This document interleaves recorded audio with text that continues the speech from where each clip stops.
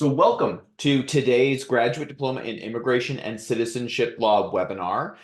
We're doing a couple of different webinars for the next 2 weeks. We usually present our general overview webinar throughout the months prior to and during the admission process. We're still going to continue those. We have several of those webinars on the horizon for the remainder of June and all of July, leading up to the close of our application. But we also host a few individual webinars specific to a select few number of topics that seem to come up a lot when we hear from our applicants via email or in the Q&A boxes when it comes to our future webinars. So one of the big things that we wanted to focus in on was to make sure that you were informed about the different elements of the Graduate Diploma in Immigration and Citizenship Law application process. And this webinar is geared specifically towards the access pathway.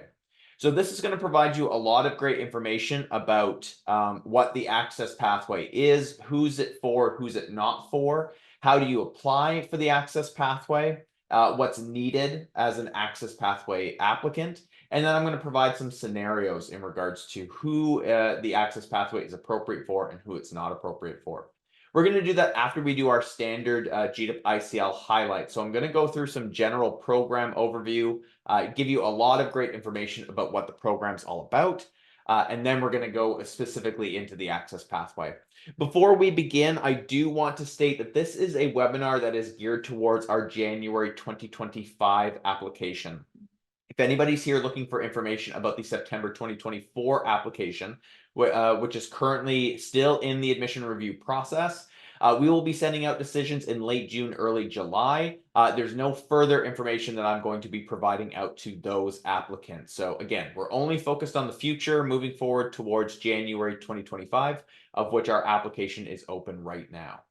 Before we jump into the materials, though, I want to provide our land acknowledgement. Queen's University is physically situated on unceded traditional Anishinaabe and Haudenosaunee territory.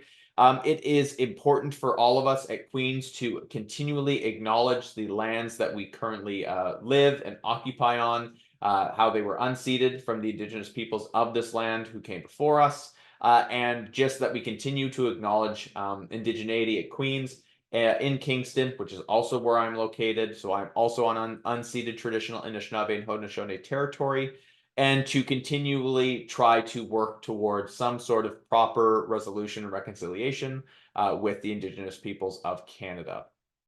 Queen's really does put an emphasis on supporting self-identified Indigenous learners, faculty members, staff, the community at large. There's some great organizations at Queen's that are focusing in on indigeneity and supporting Indigenous individuals across campus and in the community. I encourage you to look up the Office of Indigenous Initiatives website and the Four Directions Indigenous Student Center. If you self-identify as an Indigenous learner and join us in a future intake, there's lots of great resources available to you. This is just a brief introduction of myself. My name is Don Ames. I'm the manager of admissions and recruitment for the GDipICL program. I've been doing this now for quite some time. I've seen this program through all of its iterations, except for the first intake. So I hope that the information that I'm going to be able to provide is really insightful regarding the access pathway and if this is the right pathway for you. But first, let's go ahead and jump into some program highlights. So the program has been going on since January 2021, and the reason that the program exists is through an agreement between Queen's University and the College of Immigration and Citizenship Consultants, or the CICC for short.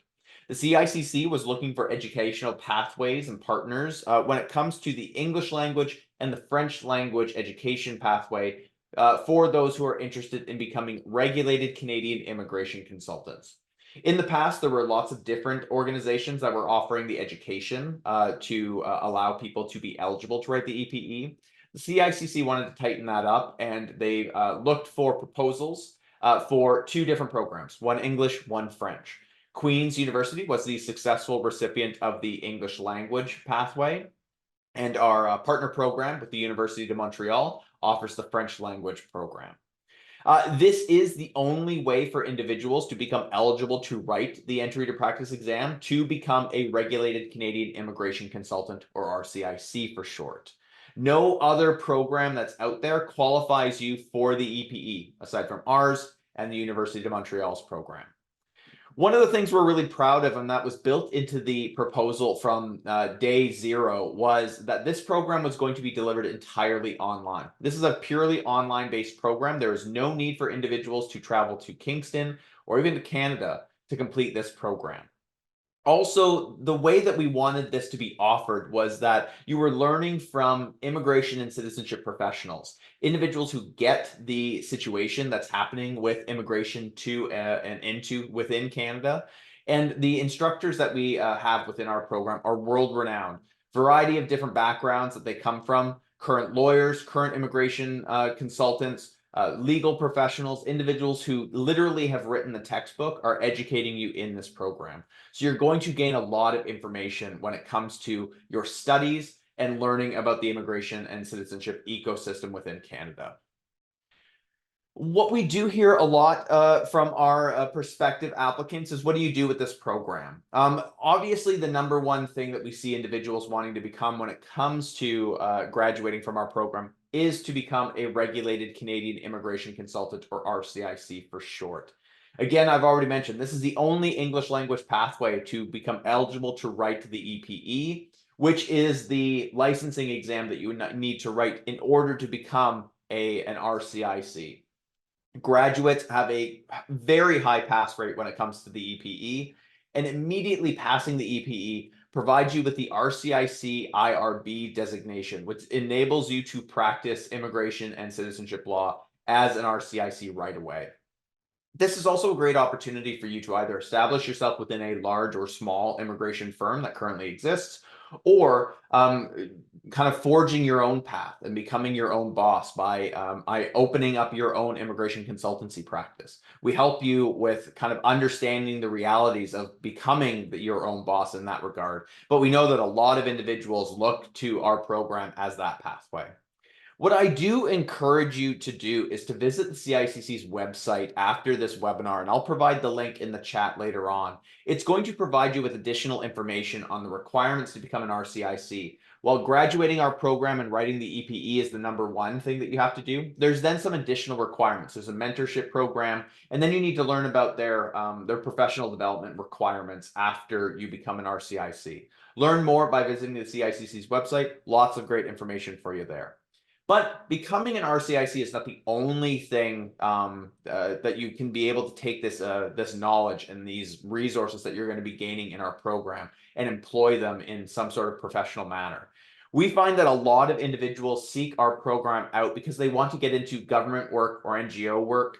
They either want to take this into private industry or the public sector. Private industry, of course, if there's an organization that you're looking to or you currently work with that's seeking some information about international employment requirements, we know that the majority of the growth in the workforce is due to immigration and immigrant labor coming in and filling those spaces where we don't have the means to do so within Canada. It's hugely impactful in our economy and the growth of our economy. So learning more and how it will impact a private entity is going to be extremely impactful and beneficial to any organization that needs that support from an immigrant workforce. Of course, we see a lot of individuals who are looking towards policy development, who understand the immigration process maybe a little bit already. Maybe they've been through it and they want to impact change in a positive way. Utilizing our education is going to be tantamount to making sure that policy is developed properly and effectively for future immigrants coming to Canada. We do see a lot of individuals with a law background, paralegals, law clerks, individuals who have some form of law service within their professional experience, who want to then increase the capabilities of their profession. Also, we see a lot of human resources professionals come through our doors. Again, it's that idea of being able to really understand recruitment and selection or labor relations in the immigration and citizenship lens. It's really going to impact anybody's professional situation. Again, you're learning from experts. There's lots of invaluable knowledge that you're gaining within our program on the immigration and citizenship kind of law ecosystem, things that you can leverage into a variety of roles. And there's really great options for professional development hours within our program. So if you are an individual who's not even looking at the full program and you wanting to do some of our courses just to achieve some sort of CPD hours, there are hours associated with each of our courses. You can learn more about what's available there via our website. The program structure itself. So while we kind of understand what the options are post graduation, let's start looking at what you're going to experience if you are successful in gaining an offer of admission. There are two different means to complete the program for those who are beginning this coming January. You can begin the program as a full-time student where you complete 3 courses per term for 3 consecutive terms, or you are a part-time 24-month student in which you are completing 1 to 2 courses per term, depending on the term, and you're completing the program in 6 consecutive terms. The full-time course load is going to take you just under 1 year to complete. So if you're beginning in January, you will finish up at the end of December 2025. If you're a part-time 24-month applicant for January 2025, you'll complete the program at the end of December 2026, so 2 years roughly. We do typically have a part-time 36-month study plan. It is not available for those who are applying for January. We only open up that option for September applicants. One of the things we really want to stress, and because we get a lot of questions about this, is how the courses are offered within the program. So a lot of people wonder when they look at this structure here, they see that as a full-time student, you're taking 3 courses beginning January until April. And the question is, well, how am I doing those courses? Are they all at the same time? Is it significantly impactful? Well, it's significantly impactful, but it's not all at the same time.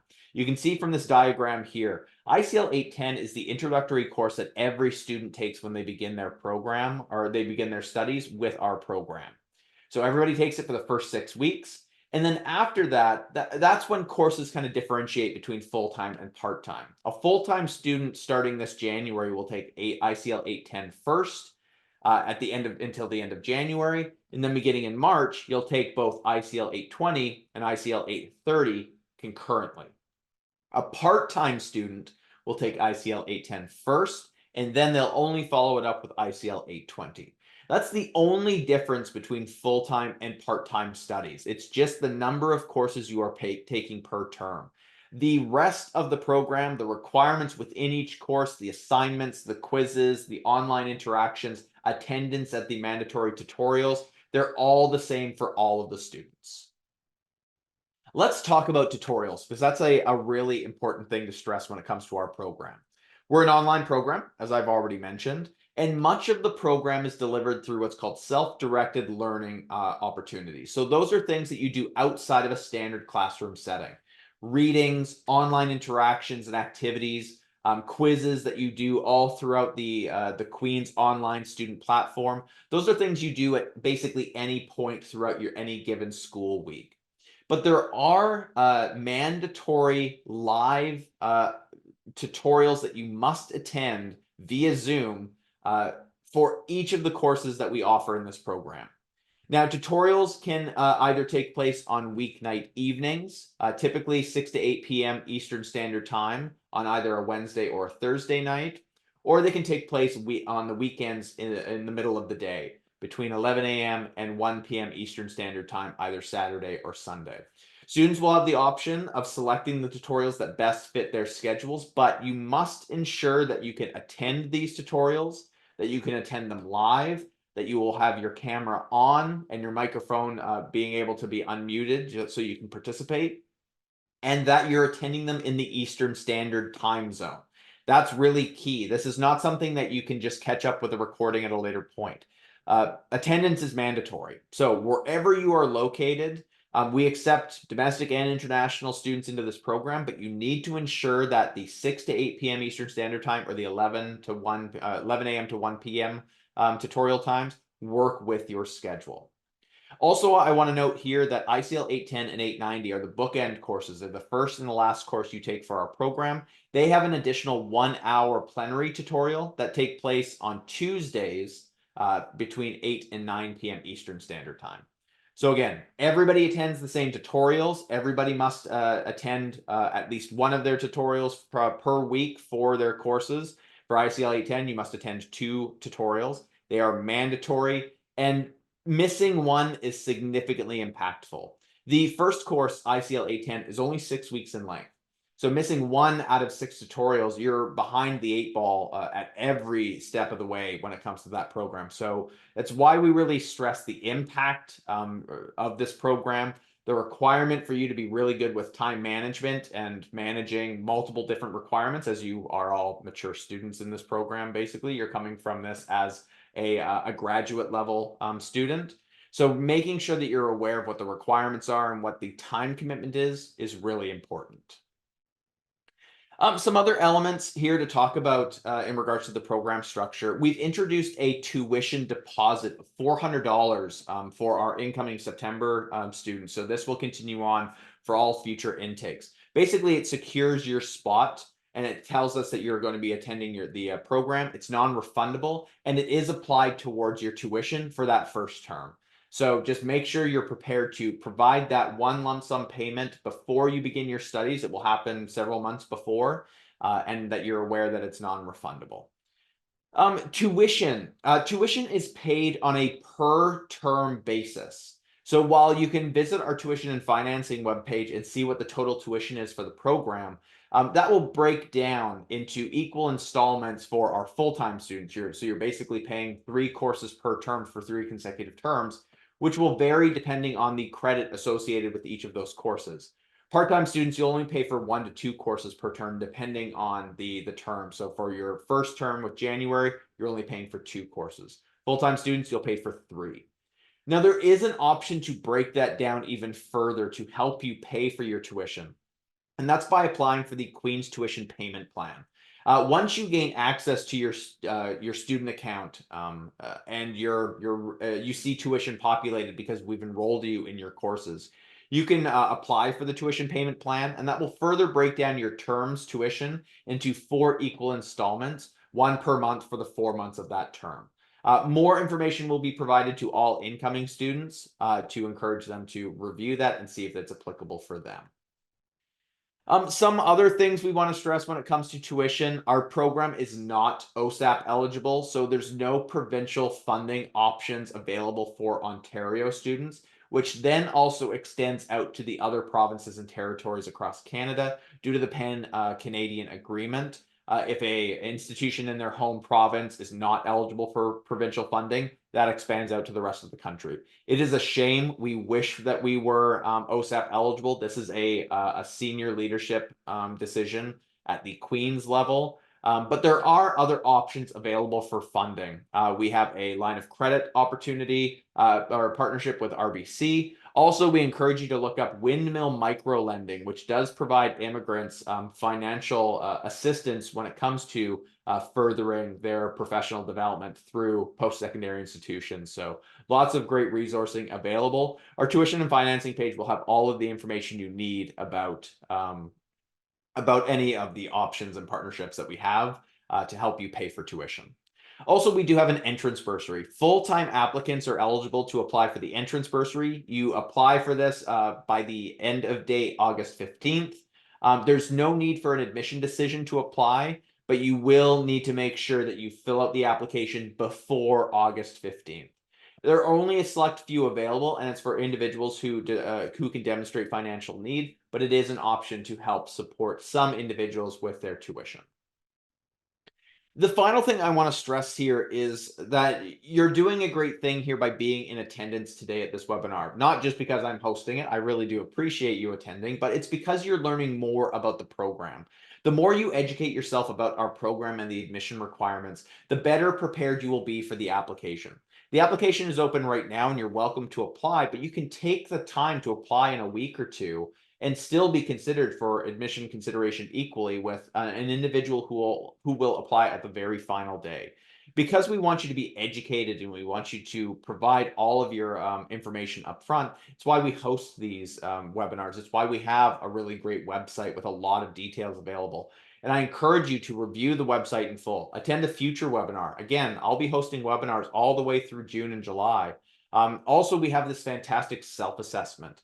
Visit the self-assessment, complete the questions. It will just help you understand the capabilities or the capacity that you will really have to focus in on when it comes to attending our program and gaining admission. It's not the application itself. It doesn't provide you any sort of details outwardly, but it will help you understand if this program is right for you. If you need further assistance, email us at immigrationdiploma@queensu.ca.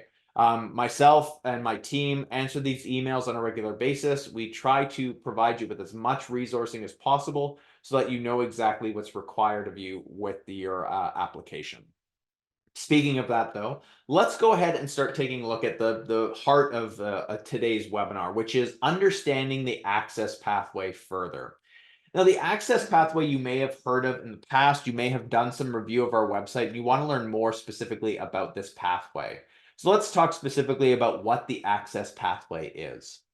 So we understand that there are going to be applicants to our program who don't quite meet the academic admission criteria.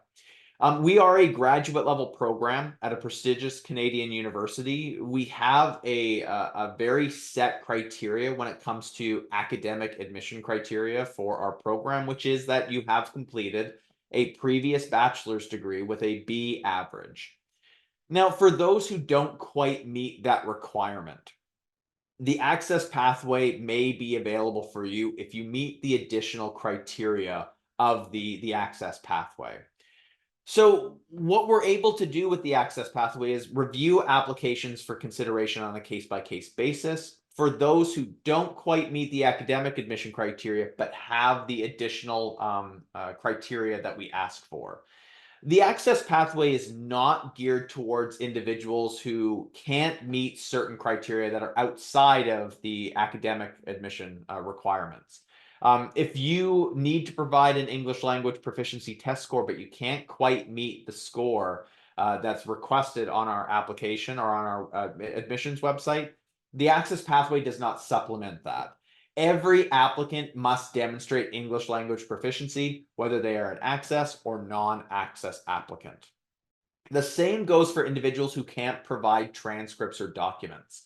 If you don't currently have documents, or if you find that it's going to be a little bit of a struggle to provide documents, it doesn't mean that you can utilize the access pathway to gain admission, because all applicants are required to provide documents from all of their post-secondary studies. And if you've been a part of any of my previous webinars, you know that it's all post-secondary studies. Studies completed, studies attempted but incomplete, anything at the undergraduate, graduate level, college level, CEGEP level for those from Quebec, anything that you've done on a study abroad program, any transfer credits, any non-degree studies. You need to provide those documents with your application. The access pathway is not for you if you can't acquire those documents. Also, the access pathway has no relation to if you can't access references. Every application or every applicant must provide 2 references with their application. The access pathway does not limit that number. It doesn't reduce it. It doesn't change the number whatsoever. So everybody needs to provide or needs to demonstrate English language proficiency, needs to provide all of their transcripts, and needs to provide 2 references. The access pathway are only for those individuals who don't meet the academic admission criteria. That means that you have a bachelor's degree, but maybe you don't have the B average, or you've attended some university, but maybe you didn't finish that bachelor's degree. Maybe something hindered your ability to complete the program and you had to stop or withdraw yourself for some reason. That's fine for access pathway candidates, but you need to ensure that you supplement the missing requirements at the academic side with relevant professional experience.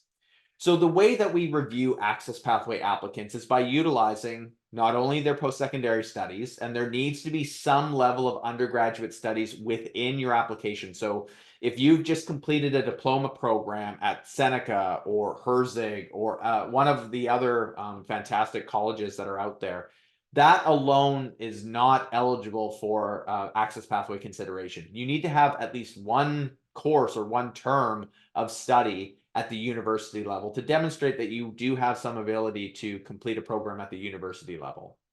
But you also need to pair that with 5+ years of relevant professional experience in the field of law and or immigration. So if you have some undergraduate study, if maybe you've completed a college program as well, and you have that 5 years of relevant professional experience, you are eligible to apply as an Access Pathway candidate. And we accept Access Pathway candidates for both full-time and part-time study plan applications. So it doesn't matter what you want to, how you want to begin your studies as a full-time or a part-time student, 24-month study plan for this coming January. We accept Access Pathway applicants for both. So how do you apply for the Access Pathway? So let's say that you are an individual who you attended, say, the University of Toronto for a couple of years. You unfortunately couldn't complete the program, but then you went and completed a paralegal program at Seneca some time ago, and you've been working in the industry now for 7 years. That's a pretty good candidacy for the Access Pathway because you have some university studies. You can demonstrate that there were barriers or restrictions within your post-secondary studies which hindered your ability to complete your undergrad. And you have that 5+ years of relevant professional experience as a paralegal. The way that you apply for this is by selecting yes to question 1 of our application. And question 1 looks exactly like this.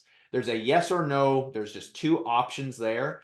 And if you wish to be considered as an Access Pathway candidate, you go ahead and select yes, and make sure that you review all the information in the question. It has specific details about what you do next. And that is by providing the documents outside of the application for the Access Pathway consideration.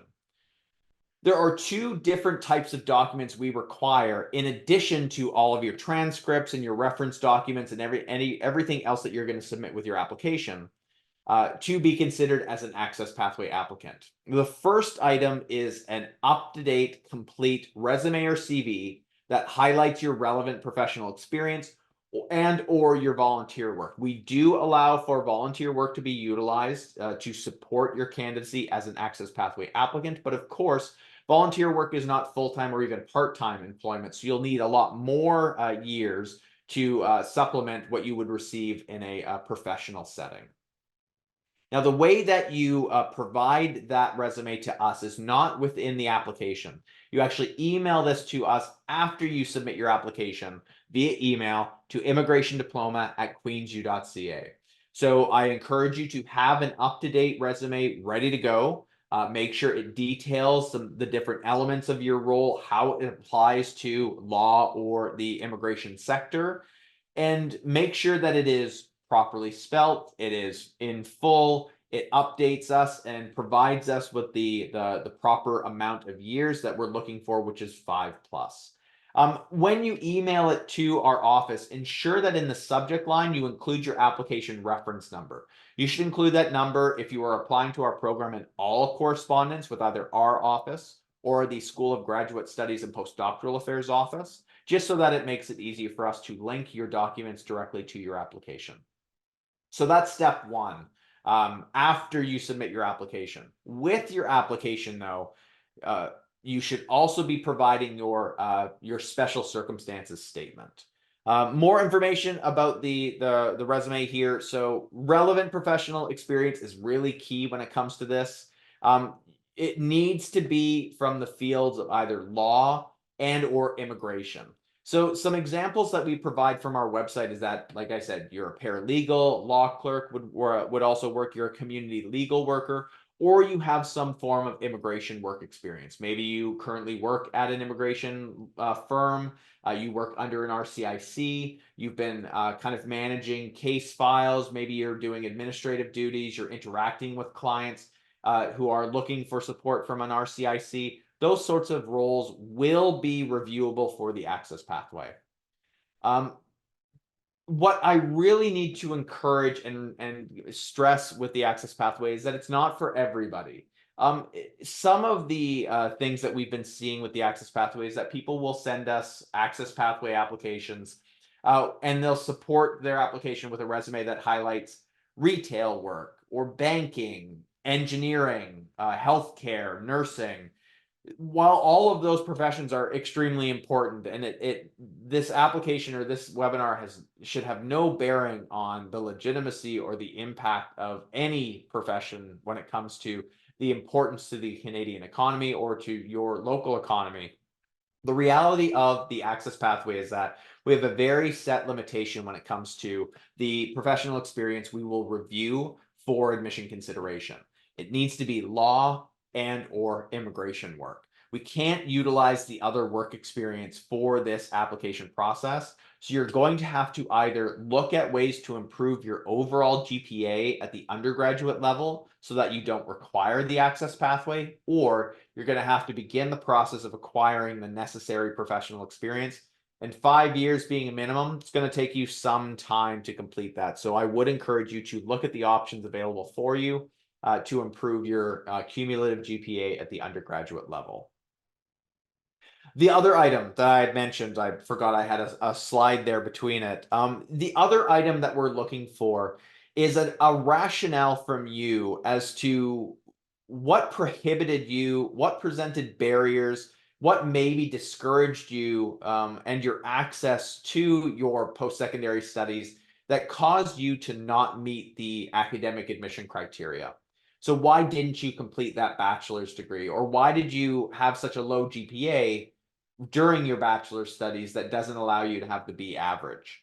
The way you tell us that is by actually submitting a statement with your application under the special circumstances section and letting us know what you faced and what prevented you from achieving the academic admission criteria.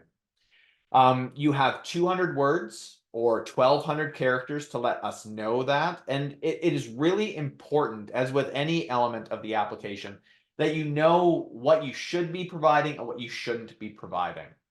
I definitely encourage you to read the question in full and to ensure that you are highlighting the past barriers you face, the things that prevented you during your undergraduate studies. This is not a statement for you to highlight your current barriers.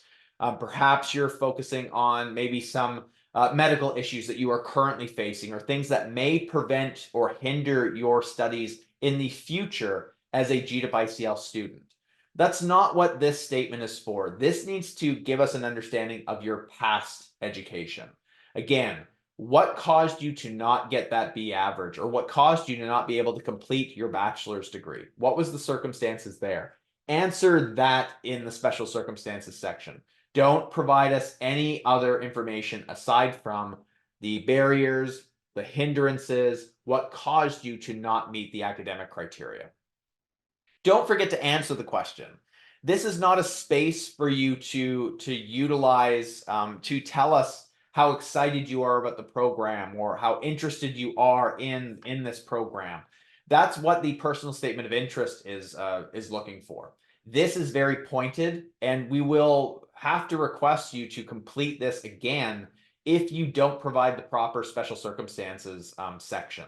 And that's going to delay our review of your application. So again, make sure you're providing the relevant information in this section and you're not utilizing it for any other reason. So make sure you don't highlight your interest in the program, current barriers, non-relevant issues. Use this space properly so that it really does help us understand what you faced in the past. So let's quickly go through some scenarios here before we open up the questions. I have a few scenarios just to kind of help you understand what an applicant should be looking for when it comes to whether they should apply for the access pathway or not. All of these are fictitious. They're not real cases, and I want you to make sure that you take this on a very high level. This is just giving you a general understanding of the eligibility criteria for the access pathway. None of this can be taken as actual gospel to move forward. Every case is going to be unique, so make sure you just understand the high level requirements to ensure that you're applying correctly. So let's take a look at scenario number 1 here. So this is a full-time applicant for January 2025. They submit their application before the end of day August 1st application deadline. They believe that they have an A- average from their 2010 Bachelor of Commerce degree with the University of British Columbia. Hard to tell or how it's going to compare to the Queen's GPA, but they did rather well, and they think that they got that A-. They currently have 3 years of experience working at RBC as a financial analyst, but they're interested in getting into the immigration and citizenship ecosystem. They don't have to provide an English language proficiency test score. They self-identify as a native English speaker. They can provide 2 professional references, and they complete the application in full. Do you think that this is a viable access pathway applicant? Now, in my opinion, they're not. There's actually no requirement for this individual to apply as an access pathway applicant. The number one reason is because they should come close to meeting the B average requirement from their completed undergraduate degree. They have the completed undergraduate degree, step one, but also they think they did pretty well. Now, while I'm unsure because we don't provide any pre-assessments as to what this person's overall GPA will be at that undergraduate level, an A- overall is probably a pretty good grade. So they don't need the access pathway to apply for our program. Also, there's no indication that they experience any barriers. This is an equity seeking pathway. This is not just for an individual who maybe just didn't meet it and there were no barriers. There needs to be something identifiable that hindered their access to post-secondary studies. So this scenario here, this person should not apply as an access pathway applicant, and they should consider just applying via the standard access pathway. If you are in a similar boat here, if you think you had a very strong GPA, but you don't have the professional experience, don't apply as an access pathway applicant because you'll be judged based on the requirement to have that professional experience or to have some sort of hindrance to your degree.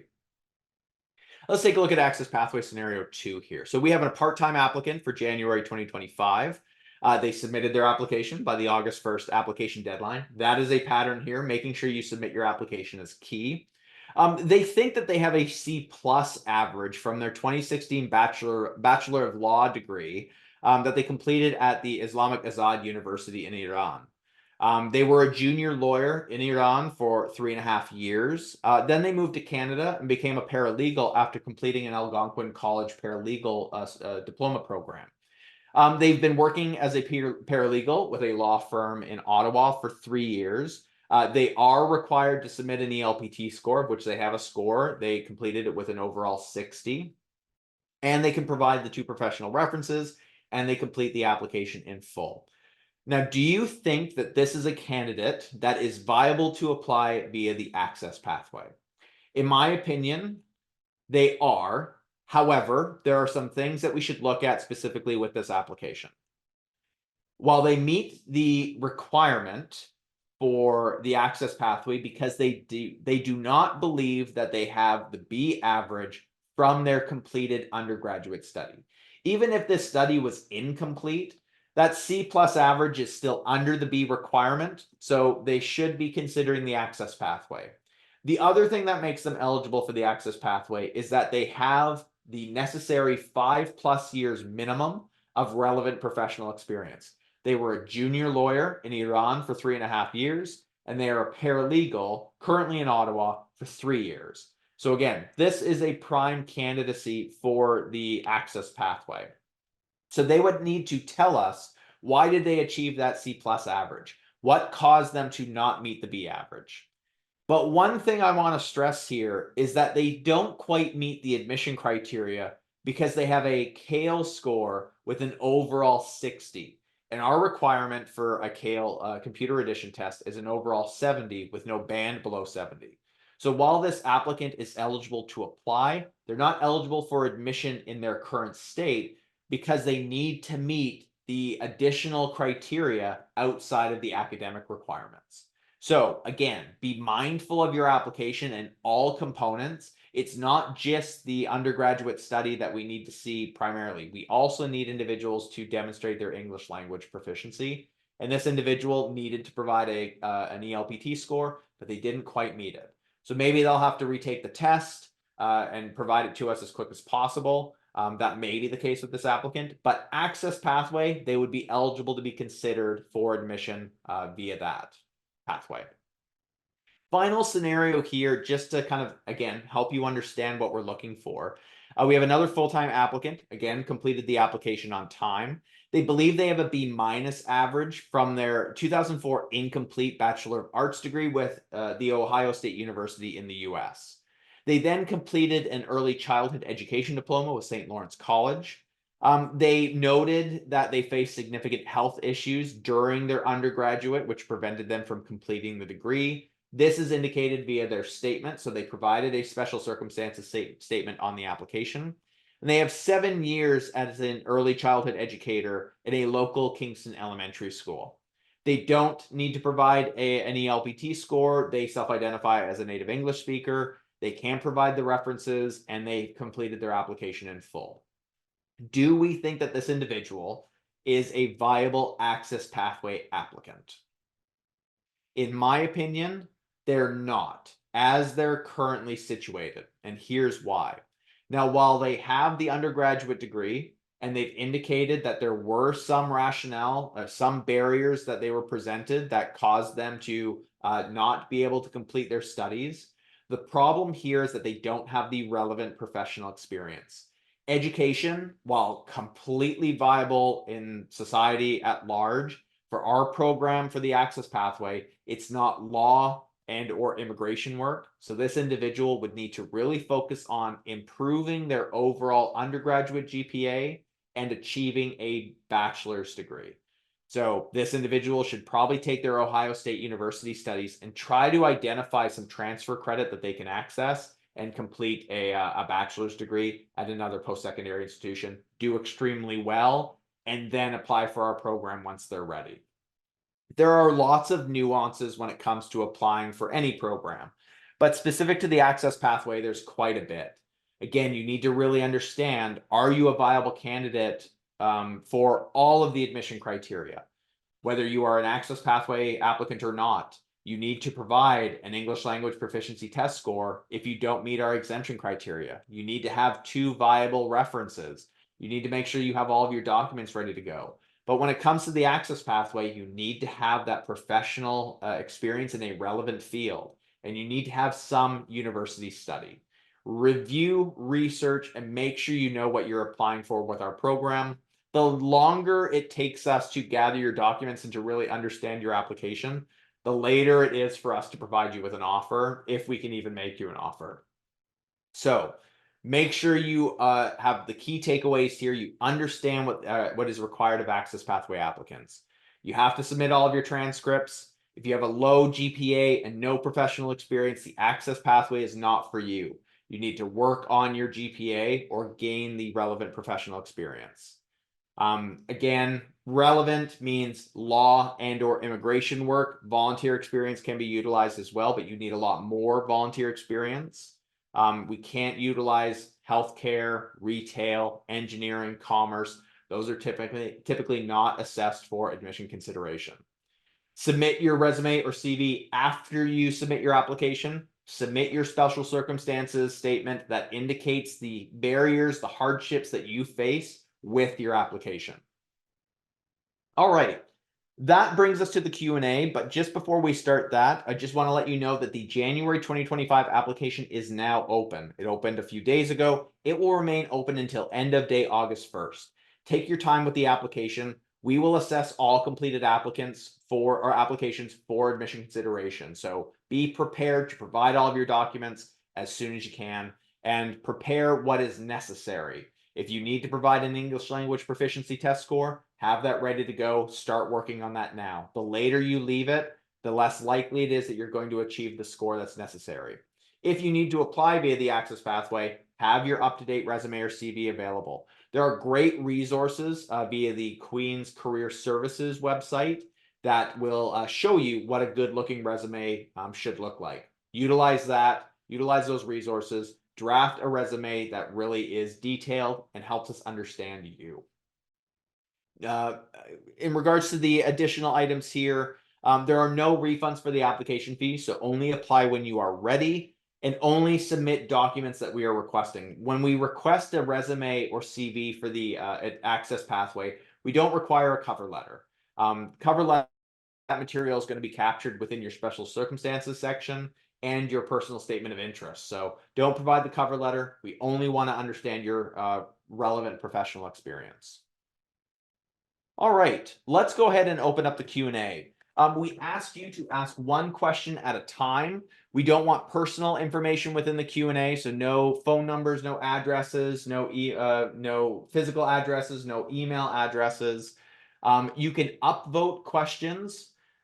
We are asking you to give them a thumbs up if you see something that is relevant that you want answered. And don't spam your questions. We will try to get to as many people as we can. We have a hard deadline of 1 p.m. So we will try to get to as many questions as we can today.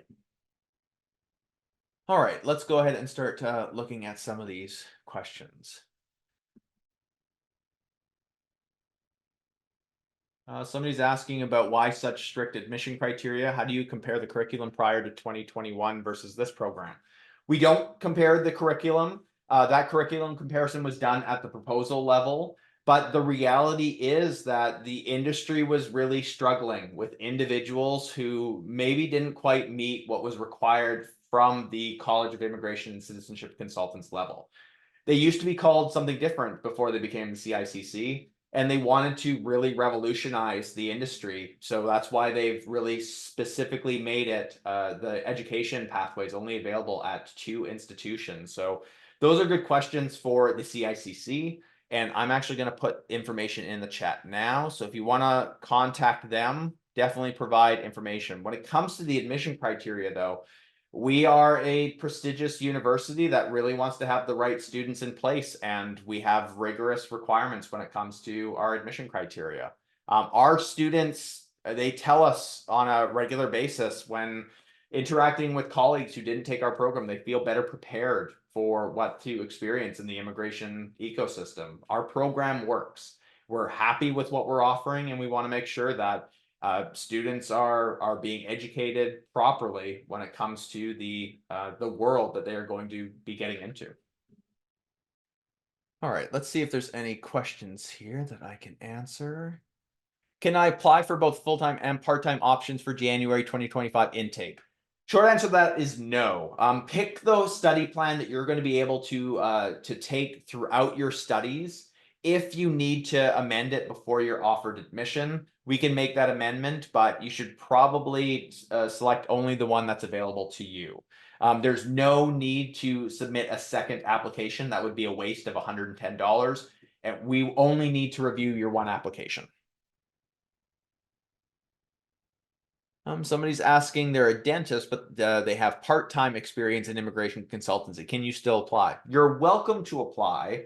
Obviously, part-time work is not full-time work. That's pretty straightforward.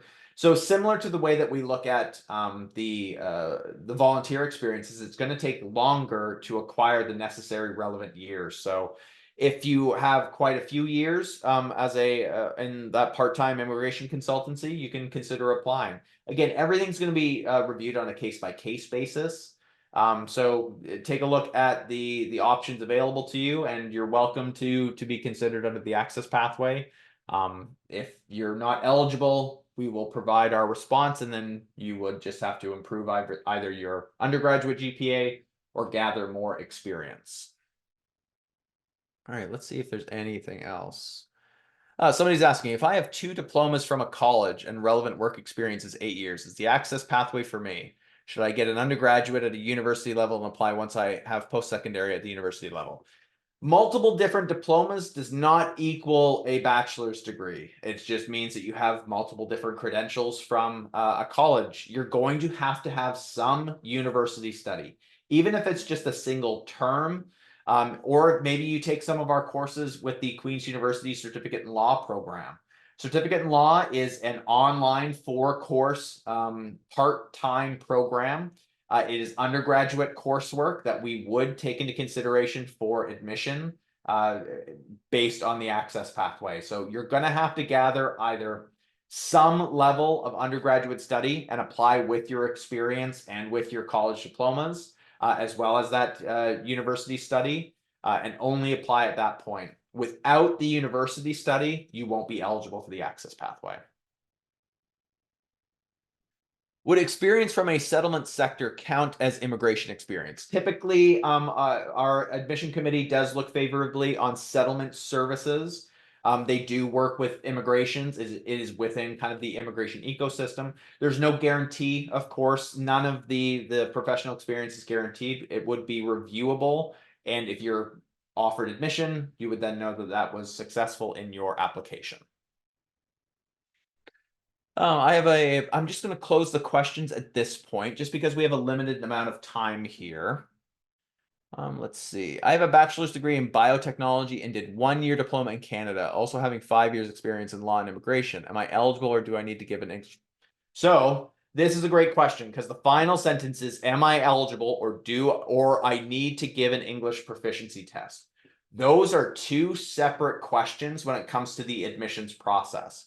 You are asking about your previous study, your bachelor's degree, then you did a diploma, you have 5 years of experience in law and immigration. That looks like it would make you qualified for the access pathway. The English language proficiency test is a separate requirement that has no basis on your academic study except for the exemption requirements. If you don't meet the exemption, it doesn't matter whether you applied as an access or non-access. You need to provide that English language proficiency test. So two separate things you're asking about. Your first part of that question does look like you'd be eligible for the access pathway. And then the English language proficiency part of that, you have to take a look at the exemption criteria. And if you don't meet them, you're going to have to provide it no matter what your application is. After starting the application, can you save the progress to continue later? Yes, excellent question. You can come back to the application at a later point. It allows you to kind of think through your statements, to really put some effort into that. So definitely take your time with the application and come to it at a later point. I will be taking 1-year college university transfer because I need to meet the university requirement. Will the university transfer courses be accepted as the university bachelor's degree? That's a good question. Because they're going to be conducted at the college level, they will be transferred over to your bachelor's degree. That alone, though, I don't believe will meet the admission criteria. It will depend on the pathway, the bridging program. So that's going to be a very rare case. I would encourage anybody who's in that circumstance, if there's any question of the level of education, whether it's college or university, I would say continue on and get some university study, because it looks like you're going into a bachelor's degree. And after that first term, you could potentially consider applying for our program based off of the studies that you've done in your first term of university study. If we've done our education overseas in English language, but native language isn't English, can we provide a medium of instruction from university and get an IELTS waiver? So yes, so you're asking a question that's a little bit outside of the information we've provided in this session. You're asking specifically about the English language proficiency test exemption criteria. We have two different exemption criterias. One is if you self-identify as a native English speaker, and the second is that you've studied 4+ years of full-time university study in a program where English is the language of instruction. You would need to provide those medium of instruction letters to confirm what the situation is, and then we'd be able to consider you for exemption. If the admission committee deems it that they still want to see an ELPT score, even if you meet an exemption requirement, they can request it at any point. I encourage anybody who's looking for information about the ELPT requirements to attend my webinars on either Thursday of this week or Tuesday or Wednesday of next week. I will be specifically talking about English language proficiency test scores and the exemption criteria within those sessions. Also visit our website. Having graduated from a Master of Science program from a Canadian university in 2018. It's moving. Give me a second. Meet language requirements and or addressing minimum education required. So this question looks like it's asking a few different things. One is going to be applicable to the access pathway conversation we've had. So this is a Master of Science program. That's going to be viable. We're going to be able to review that for admission consideration, but the primary basis of admission for our program is the bachelor's degree. We need to see your bachelor's degree and your master's and any other post-secondary that you've done. So make sure you can provide all transcripts for the admissions review process. A master's program typically does not meet the exemption for an English language proficiency test because they typically aren't 4 years in length. Also, sometimes they're not full-time. So that alone will not make you eligible for an exemption. It's not about the most recent. It's not about where you studied. It is the length of time in the program, 4+ years, consecutive full-time education at a university where English was the medium of instruction. Review our website for more information. Attend my webinars for more details about that specifically. If my immigration experience is from 2006 to 2012, am I eligible? Yep, that's viable. We would review past experience for consideration for the access pathway. My academic background section highlights providing university level studies / degrees. Will we be providing information about our college level studies / current college studies in the same section? So yes. So on the application, there's an academic experience section. You list all of your different programs that you've attempted and or completed in that section. So this individual, they completed a university level program. So they completed a bachelor's, enter that in one place. If you're doing a college program, enter that in the second space. If you've done a master's program, enter that in the third space. There are 4 spaces available. So make sure you list everything that you've done on the application. Excuse me. Somebody's asking, is relevant work experience limited to Canadian experience only? No. We do review international experience. We review that on a case-by-case basis for everybody. So you can provide international work experience, professional experience for the access pathway. How long does it take for admission process to be concluded and an offer sent? It is quite a process. We receive a lot of applications for our program. We're very popular, which is great. It's a great problem to have, but it does take us some time to conclude the application process. For individuals who are applying for January 2025, the application will close on August 1st. Documents are then needed by the end of day September 1st. We endeavor to try and get notifications out by the end of October or into early November.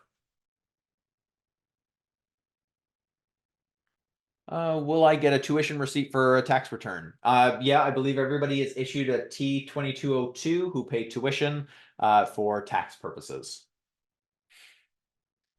Am I eligible in this field since 2011, an associate's degree? Am I eligible? So I am in this, I'm in this field since 2011, an associate's degree. Am I eligible?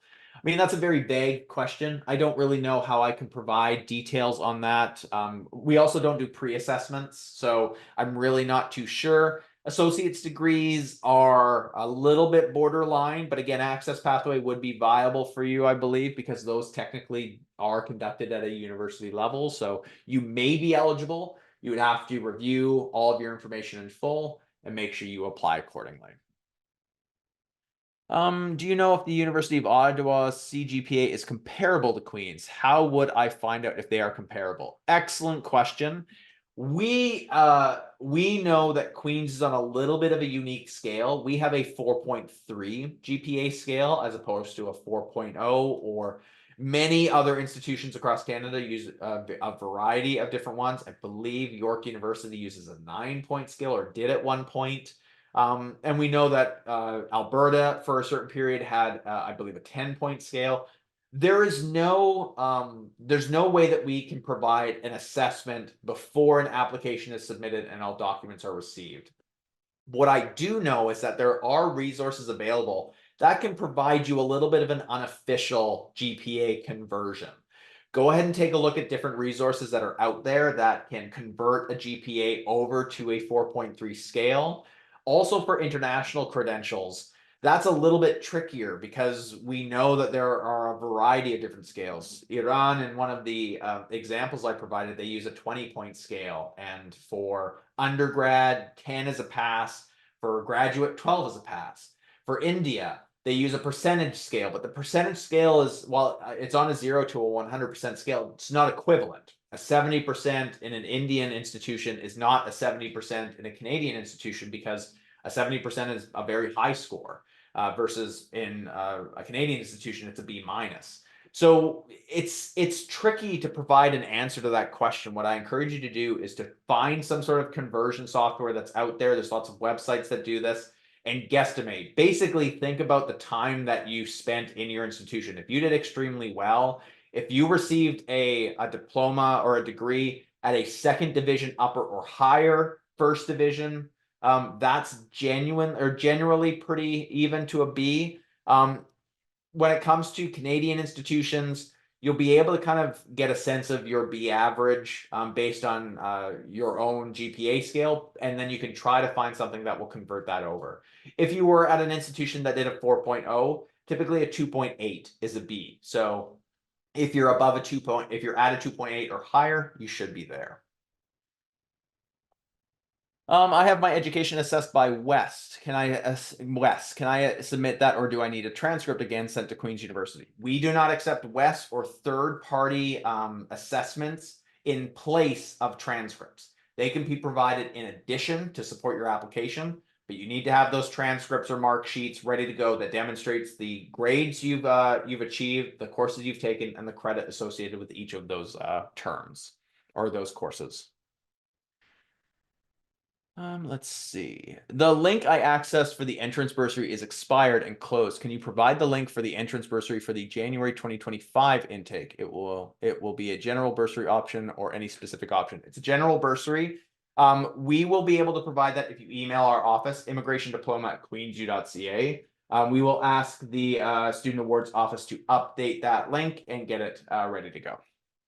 Thank you for bringing that to our attention. All right, a few more questions to go. I am a settlement worker for 2 years, and I have a bachelor's back home and a diploma in Canada. Am I eligible to apply? I mean, you're eligible to apply if your bachelor's degree meets the GPA requirement of a B average. 2 years of being a settlement worker, it's not 5 years of relevant professional experience. So perhaps the access pathway isn't for you. Maybe you have a really great GPA from that bachelor's degree. I can't say, because we don't provide pre-assessments. If you don't meet the B average, the 2 years is insufficient. You will need more years of study, or you will need to improve your overall GPA at the bachelor's level. Again, the access pathway is not for everybody. It is a viable option for those who meets the relevant professional experience requirement. If you don't meet that and you don't have that B average, you're going to need to do some improvement either on the undergraduate GPA level, or you're going to have to gather that professional experience, which is probably going to be the lengthier of the two options. I have my, I believe I've just answered this. Somebody's asking about IQAS. Again, third-party assessments are not acceptable in place of transcripts. They can support a transcript, but we need to see your home institution's transcripts. Start acquiring them now. Somebody's saying, I meet the bachelor's degree requirement for the program, but I'm currently enrolled in a college diploma and will graduate on September 20th, 2024. In this regard, I contacted the program team. I was told to submit a letter from the college stating that you will be graduating and can submit the transcript later. How will that work? I already missed the September 20th. Yeah, so we need final documents in order to be able to provide a decision on your application. September 20th is beyond our September 1st document deadline, but you're indicating graduation. If your courses are going to be complete by the end of summer, you can provide your transcript as soon as those final grades are submitted. So again, try to talk to your institution, your college, to find out when final grades will be available. If they're going to be available by September 20th, we may be able to make an accommodation. It's very rare, but we can accept it for admission consideration at that point. Submit all your documents as soon as possible. Final question. In which section of the online application can we submit a medium of instruction letter for exemption and equivalency report? So those should be paired together with your transcripts in one PDF document.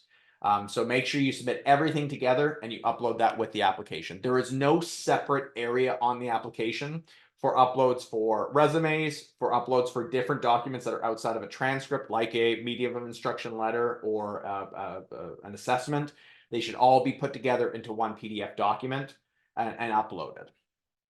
There's no option to upload additional documents. That's correct. That's one of the restrictions of the application system. All right, I think that should answer all the questions. We're just a little bit over, so I apologize for that, but thank you very much for attending. Visit our website, immigrationdiploma.ca. I will go ahead and put the information in the chat again for everyone. Go ahead and visit all those links. Lots of great information available for you. Attend a future webinar. Again, I'll be hosting a webinar this coming Thursday. I believe it's on transcripts and English language proficiency test scores. And the next one's on references and English language proficiency test scores. Then we're also going to be hosting our general webinars as well. And then sometime in July, I'm going to get our academic director, Sherry Aiken, and some alumni to speak to the group. Those are always very popular webinars. So look for those. Sign up for our mailing list to learn more about these sessions. Also visit us, follow us on Facebook, facebook.com/QueensLawGDipICL. Thank you very much for attending. I know this is a very niche, specific webinar, but it does serve a purpose because the access pathway is viable for candidates who really want to utilize their professional experience in this field, who just need that additional support when it comes to gaining admission to our programs. Hopefully you've learned a little bit about the access pathway. Go ahead and let us know if you have any additional questions. But in the meantime, go and have yourself a great day wherever you are located. Thank you very much for attending, and we look forward to seeing your application for our program soon. Take care.